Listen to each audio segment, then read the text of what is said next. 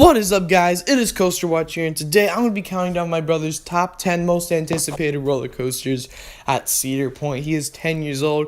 He loves riding roller coasters. He'll be hitting his 50th on his trip, and he is right here, so say hello. Hey. And he made all the decisions on this list. I just kind of helped guide him. But anyways, let's get right into the list. So starting off at the number 10 spot, we have Gemini. So Gemini is the hybrid racing roller coaster. It looks like a lot of fun. I heard it has some decent airtime. It just looks like an overall fun coaster. Maybe we can kind of like set it up so we can race in some way. But what do you have to say about Gemini? It's good. I've never seen a POV, but I think it's good. All right, that's all we need. At the number 9 spot, we have Blue Streak. And this one, honestly, I'm anticipating this one really, really, really hard. This thing looks like so much fun. It looks like it gives some awesome airtime. Yeah, I've never really been on an actual classic wooden roller coaster, so this will actually be a first for me, which is kind of weird. So I've never been on a classic woody, but any thoughts on this one? Yeah, I agree with you. It's pretty cool how it's an old ride. It was built before you, right? Yeah. Yeah. It was built before I was built. Anyways. Your coaster was built. Your coaster of life. Yeah, true. Anyways, RMC Blue Streak. No, I'm just playing. Keep it a classic. At the number 8 spot, we have Rougarou, the B&M Floorless Coaster. And this is one that I think has a lot of potential. Because I've said many times that if Green Lantern were a sit-down or a floorless, it would be a much better ride. And this is Green Lantern as a sit-down or a floorless, pretty much. It looks like it has some real nice inversions. Looks like it has some nice whip and intensity through everything. But I just heard this coaster's kind of rough.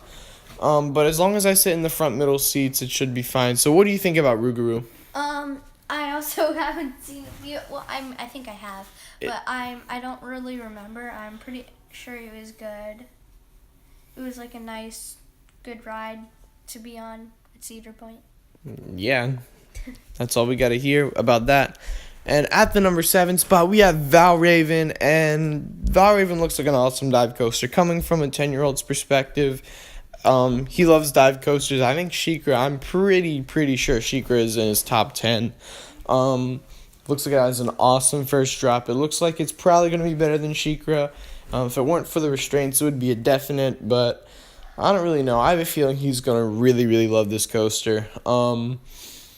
There's not really a whole lot else to say about it. Yeah, I was just going to say. Okay. I don't really got anything. Let's go on to number 6. At the number 6 spot, we have Raptor, and Raptor's the B&M invert, and this is one that I think has a lot of potential too. I think all their B&Ms have some pretty good potential for being the best of their kind. I think Raptor could actually be better than Montu. That might sound a little bit insane, but I just think Raptor looks like it has so much intensity. People have said this is more intense than Batman the Ride, and Batman the Ride is freaking insane. I feel like there were some moments on Batman the Ride that were better than Montu, because that coaster is just crazy, and this is just big crazy. And once again, just like Rougarou, I've heard this has a headbanging problem. Any comments on this? It's a good fast ride. I can deal with the headbanging because it's freaking Cedar Point. It's awesome there, and it's Raptor. Exactly. That's all you need to hear. And we're breaking into the top 5. At the number 5 spot, we have Gatekeeper. And Gatekeeper is one that kind of recently I started to pick up on. I feel like this has some potential to be the best B&M there. If Raptor is awful and completely unenjoyable, and it's just, if Raptor is just awful, like with the headbanging, I could see how this is the best B&M there. This coaster just looks like so much fun. It does look kind of forceful in some moments. Like, it looks a lot faster than what I'd imagine, because I rewatched a POV of it the other day. But it looks like a great ride with the keyhole elements, with the head choppers and foot choppers and all that. I'm excited to ride this thing. Any comments on this? On Gatekeeper? It's a cool, element to the park because, right at the gate of the park, you just see Gatekeeper going right over you. It's cool. Yeah, it's That'll be really nice seeing that. But we're not even going through the front entrance, which kind of sucks. No, because Hotel Breakers is on the beach. But not a whole lot else to say about that either. And so at the number 4 spot, we have the legendary top Thrill Dragster. Now we're getting into some good ones. I think this looks better than King to Ka, undoubtedly. There's not a single doubt in my mind. Even if I ride this in the middle row, I feel like I'll have a better experience on this than I had on Ka. Looks fast, looks fun. Themed to race cars, has a really weird station song. No, that's pretty cool. Yeah. Anything you want to say on this? I like how it's really smooth and it has like lap bars and it has really nice theme except for that song. It's but it's a good coaster. Yeah. It may be a little short though, but yeah, but exactly. So at the number 3 spot, we have Millennium Force. The world's first Giga coaster at the time, the longest, tallest, and fastest, and all of those records were taken by Steel Dragon 2000 later that year. But this was a groundbreaking roller coaster. I think this is something it's just highly praised in the community. And now people are kind of starting to fall back on it and be like, okay, we have better things out there, and the views of the community have changed. Any reason you put this at number 3 or any comments on this one, Jay? It's Millennium Force. Didn't it win like the Golden Ticket Awards a couple times? It won it like 7 times or 8 times. I don't even know how many. But it's a good coaster. Like I agree with how like they used to say it was an amazing coaster. Yeah. But until other coasters came along, it just started to fall back. Exactly. Like it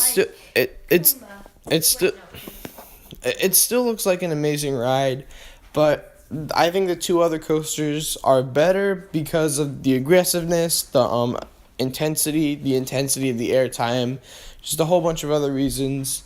But in terms of just like graceful coasters, I feel like this is one of like the better ones, but I don't really know what else to say about it. The other 2 ahead of it just look so much more aggressive and compact. Speaking of compact, at the number 2 spot we have Maverick, and this thing just looks like bonkers, bro. Maverick just looks insane. I've heard a lot of people recently saying this thing has gotten incredibly overrated, but I don't care. I think Maverick is still going to be in my top 5. I still think it's going to be better than Maverick. I remember I said a long time ago that this could be better than Lightning Rod, but I'm starting to take that back now. But Maverick just looks bonkers. The second half looks crazy.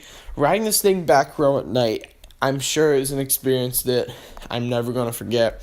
I want this to be the last ride of the night on my first day I'm there. That's kind of my tentative plan. I was going to hit Maverick.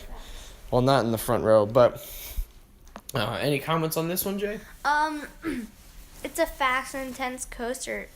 I like it and stuff. Like this coaster has everything. It has inversions, it has a launch, has a crazy drop, has 2 stangle dives, I believe. 2? Well, I don't know if they're both stangle dives, but they're 2 elements that look like stangle dives. But that's really all we got to say. All those crazy back-to-back turns, ejector airtime, it has everything. And at the number 1 spot. And at the number 1 spot, we have Steve. I'm just kidding. Steel Vengeance. This thing, you guys know how hyped I am for this coaster. When I get there this Thursday, which is in 3 days, from this upload, I'm going to be, we're going to be going to the park on Thursday, but in 3 days from this upload, I'm going to be sprinting for my life to ride this roller coaster, and it's probably going to be closed, which kind of sad, but I'll just wait outside the queue for as long as I need to. But this coaster just looks groundbreaking. It looks so insane. I think this could be my new number 1. I'm still not putting all my eggs in one basket on this coaster. I still have my doubts. I'm kind of starting to fall back in El Toro a little bit. I feel like, I don't really know, but once I get on it and ride this thing for myself, I'll finally be able to have a view on it, just like over 85% of the coaster community already. This thing just looks bonkers. It looks like ejector airtime on a whole new level. I mean, it might not be a perfect roller coaster because I don't think that actually exists. Anything you want? Any last words? Any last words? What? Yeah, you're gonna die. On it. On it. Because it's so intense. You're going over those hills so fast. You're gonna die on Steel Vengeance. I'm gonna not put down my restraint so I can die on Steel Vengeance. But anyways, that's gonna. Suicide. Yeah. But anyways, I'm gonna wrap it up for this video. Thank you all so much for watching, and we have one more video before my travel vlog. Is it This one's gonna be really, really cool. It's gonna be something that you've never seen before. It's gonna be a part of me you've never seen before. But anyways, guys, hope you guys enjoyed the video. Be sure to smash the like button, post your comments below, and subscribe to the channel for more content. And as always, I'll see you guys next time. Say bye, Jay. Bye. Peace out.